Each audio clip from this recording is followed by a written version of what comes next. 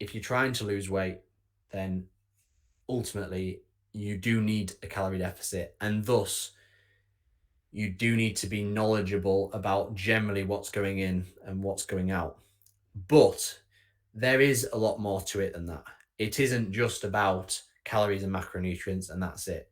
And for sure, recent years, with the influence of James Smith and so on, people have put too much emphasis on that, and they're actually negating a lot of the other associated benefits out of diet and nutrition.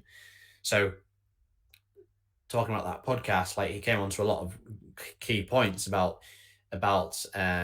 the influence that different plants have on our body, and processed foods versus unprocessed foods, refined versus unrefined, and that is definitely a key point to be noted. Like, if you were to be purely worrying about calories and macronutrients, then you would live a life on protein shakes, white bread, and Rice Krispies to fuel your performance.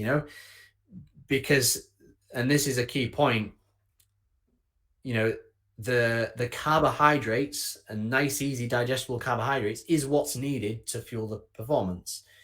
You need the protein to be able to accelerate recovery and promote lean mass and so on, and ultimately you need the calories for the energy and the sustainability. But focusing purely on that and not worrying about any vegetables is your recipe for disaster also. Now, and again, not to go talk about it too much, but the way I generally like to approach it is on in and around hard training. It is all about, what does your body need to be able to perform and recover. So directly pre-training, thinking about a meal which isn't necessarily going to be the healthiest meal, but it's a meal which is going to provide your body with exactly what it needs to be easily digested and assimilated and do what it needs to do.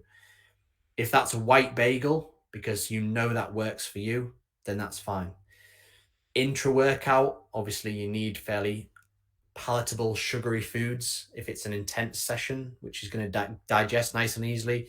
Again, that's the opposite end of the spectrum to pure health. Post session, nice, easy digestible carbohydrates, nice, easy digestible protein.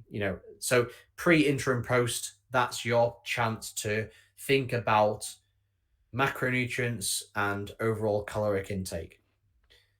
Outside of that window, so where it's not around training, is where you should be prioritizing health. So lots of different colors, textures, different plants, decent protein from good fats and so on.